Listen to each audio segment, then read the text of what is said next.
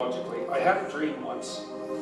I was in the cemetery of an old church, an old cathedral, surrounded by the graves, and there were indentations in the grounds where all the graves were. And all of a sudden, the graves started to open, and it was a graveyard where great people, great men of the past had been buried. And so, grave opened, and an armed king stood up, and then another grave opened, and another armed king stood up, and this happened all around me. And these were very formidable figures, right? They were the great heroes of the past. And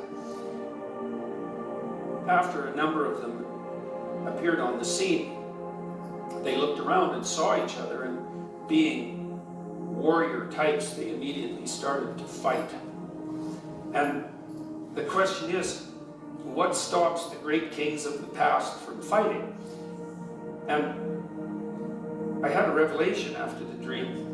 I can't remember if it was part of it, but yes, it was part of the dream.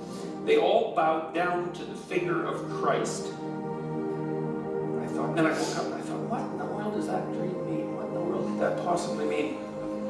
And then I understood it. I understood that if you have 20 kings, let's say, and you took the thing that was most king-like about each of them, and then you combined it into a single figure, then you get a single figure of transcendent heroism, of transcendent good.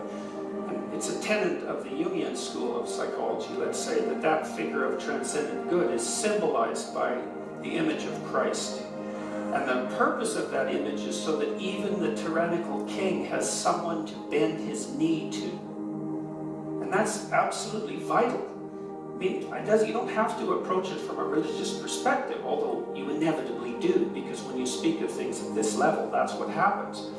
But you need an image of the transcendent embodied good to serve as something that unites the great tyrants of the past, something like that. It's an emergent vision of embodied unity.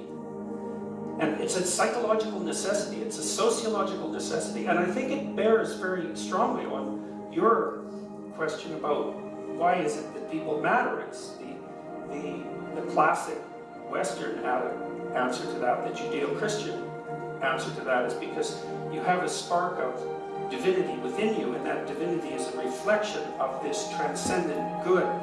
And it's obligatory for me to recognize that in you, and vice versa, if we're going to inhabit the same territory without mayhem, peacefully and with the ability to cooperate.